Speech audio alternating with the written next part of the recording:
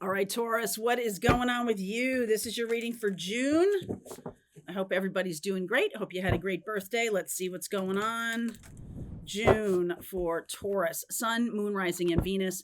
In the extended, I'll go pretty deep into your astrology for the month, give you some themes to look at and what might be happening. Let's see what the tarot reading brings through. I did notice that you may have a lot of introspection and possibly a chance to travel, spiritually, to maybe go to a meditation retreat or something like that. If that does happen, I would definitely do it. Okay. If I were you, I think that came through in my astrology assessment for this month. So soulmate underneath, transformation, earth, and healer. Okay. New moon in Cancer coming up at the end of the month. Shadow. Wow. And protection. You might be wanting to travel spiritually because there's an ending of a relationship going on. And it does have to do with your own feeling of protection and stability and safety. So you may feel like maybe this is a very long-term partnership and it's changing. It doesn't have to be ending, it's changing. You can look at it that way. I feel like if you're looking at it like a death, especially if it's not, it's just a shift, then that may do better. But there's some kind of thing triggering you about a relationship right now that you may have an opportunity here with this new moon coming up in Cancer at the end of the month. You may have an opportunity to, I don't know, sort of ask in what you'd like to happen. Some of you are having a rough time with a soulmate and it's triggering you because it's causing you to look at your own shadow, right? Shadow is the part of ourselves that we want to disassociate from, that we don't like about ourselves. Maybe it's bringing up jealousy. Maybe it's bringing up pettiness or competition or something that we don't like about ourselves. And this soulmate is really important to that. Okay. I feel like you're also transforming into having a new kind of grounding, especially those of you who have put your partner at the center of your life, as opposed to you being sort of co-equal branches and you having your life and them having their life. And then you support each other in what we want to do.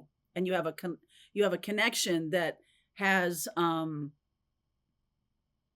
taken into account your joint interests.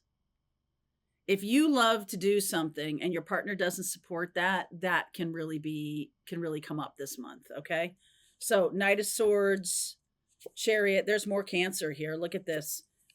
Queen of Cups, the Eight of Swords, and the High Priestess. There's your card. I'm going to take it. So this has to do with you. Maybe the shadow part that's coming up for you is anger. All right, because I'm getting this anger and rage card down here and this need for victory, this need to be seen a certain way or something like that. Now that is something that might be happening and it's like you can't see your way out of it. You can't see your way out of a current situation. That's because I feel like this is about anxiety, like really overthinking things. And it's your job to really get very present in the moment so you can get guidance. Anxiety thrives on a busy mind. And anxiety is about overthinking. So it may be time that's something, and maybe it's all, in preparation or whatever, but I just get this monkey mind energy. And this is very spiritual. So what I said to you about it going on a spiritual trip, I would do it because I feel like you might be like trying to assess and put in place a million different things to protect yourself from any kind of change. And like, okay, well, if I assess this situation, why can't I get my pillow there? If I can assess my situation and I can sort of leverage against it, then that means I won't have to feel the change here. I won't have to, change is part of life. And I'm getting the feeling that that's always been the part that's been the most challenging, because there's a shadow of you brought up that says change means what I was doing wasn't perfect or wasn't good, and don't let perfect be the enemy, or don't let good be the enemy of perfect. I think that's what the saying is. Eight of Wands. Woo! 10 of Swords. Wow. 3 of Pentacles. I feel like it's hard for you to ask for help. And I feel like you need help. I don't mean like you need help. I mean like there's a challenging, legit challenging situation going on in your life. And I wonder if you're not being secretive about it. Out of shame. Some kind of shadow aspect of you. King of Cups. King of Cups, the Magician, and the Lover's card. Death. There it is again. Transformation. Emperor. Moon. All right. So there's Cancerian energy. And Cancerian here. High Priestess, Moon energy. A lot of Moon energy in this reading. I'm also seeing a lot of Mercury energy, which is about communication. You may be communicating. This is about a choice. It's like it's taken 3 people to get you this far. There might be a very best friend, or, I mean, maybe an emotional connection that you have with somebody that is taking on what a spouse should be doing. You're sharing information that maybe normally you would share with your spouse only, but there's some kind of block in communication. And that can come from some kind of betrayal, rage, betrayal. That's really blocking you from having a good conversation here. But I feel like that's ending. What is this ending? Because we got 8 of Swords, we got the Death card, the 10 of Swords, transformation. All right, what is ending? What is ending? Knight of Wands, Ace of Pentacles, 8 of Pentacles, and the 5 of Swords. What's ending is this does have something to do with work and money. And there's some kind of manipulation going on around work and money in your life. Someone is, because the earth energy is here too. There's something about being, one has power over the other because of work and money. And that's something that needs to change. Some of you are stepping into doing your own work. You're going to have an opportunity here to do your own work, to do a business or something like that, or get a job of some kind. Very creative energy here, which I really like. And I don't know, there's something about money and career, which is power. How do I say this? I mean, of course, like a lot of people think their job is their power, or their money is their power, or something like that, which I can see here. And there's something that might change in terms of money and power. You might leave a job. Your partner may leave a job. You may go, maybe you've been in the home for a long time and now you're stepping into some kind of new career, right? My career was raising children, and so now they're gone. Now it's time for me to step into something else. And I'm seeing that there's shadow aspect around this. Like, okay, this change of life or this shift of dynamic is happening. Why am I so triggered about the work and money part? Because it's like, well, this could be a really creative, fun thing for you, could bring in, maybe a lot of potential financial stability for you, or just, hey, this is a really great way to step out into a new chapter of my life. And it's not that I don't want to do it. It's that I'm resisting it and I don't know why. So that's why maybe spiritual travel might be a good idea. It's to sort of get to the root of those things, right? Get to the root of things. What about this death card here? No, I'm looking at Emperor. So some of you are stepping into your power. This is Aries energy, and that's one of the things I want to talk about with you. In the extended, you have Aries in your 12th house. And that is about karma. And it can be a lot about our own identities. And when things are shifting, like, who am I now? If I'm not raising children, who am I now? If I'm not the vice president of this company, who am I now? Right? The Emperor.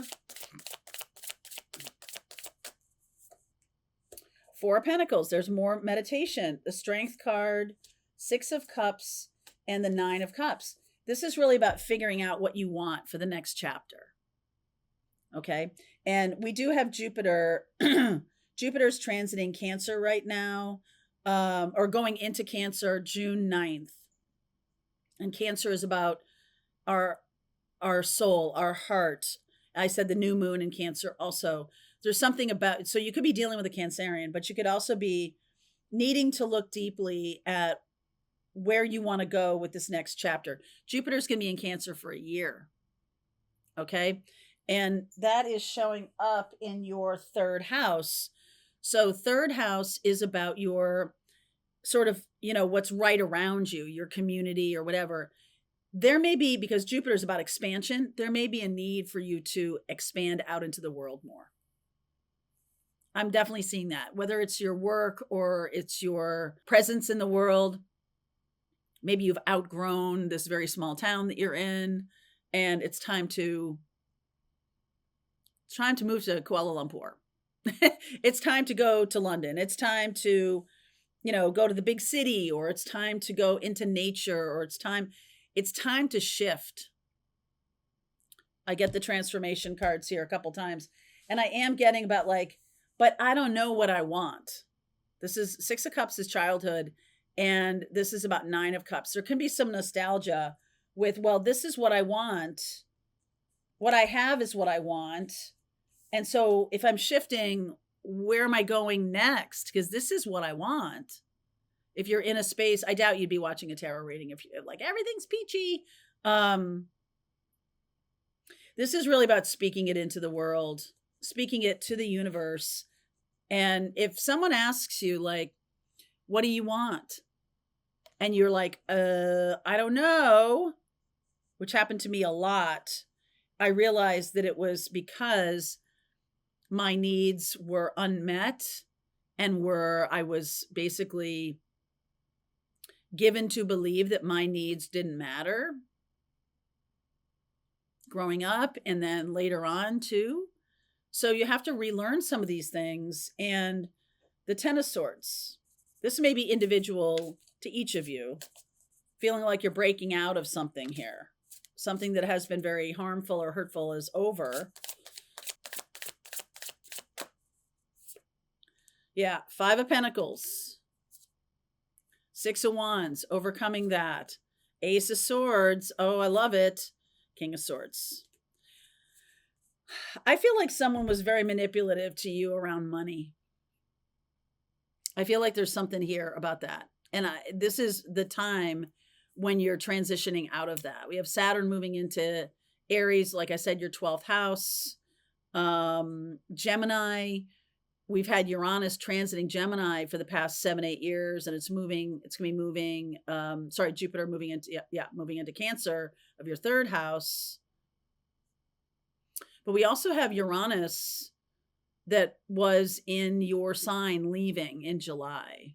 And that's moving into the second house in your chart. And so that can be like a sudden upsurge in financial stability. Second house is your natural house. And that, running in the background, that Taurus energy of bring me safety and security. And Uranus goes, okay, if you don't have that now, boom. Some of you also, if you do have that now, there is change needed in order to transform. So you may be finding that this next year is really about transformation and taking a risk. Okay, so let's go deeper into the astrology. If you want to continue on with me, link is below. June is definitely gonna ask you what you want. Do you have an answer? All right, link is below if you want to continue on. I'll see you over there. All right, I hope you enjoyed that video. If it was helpful to you, please consider liking this video and sharing it with anybody who might have a need for similar kind of information. And if you like this video, check out these videos.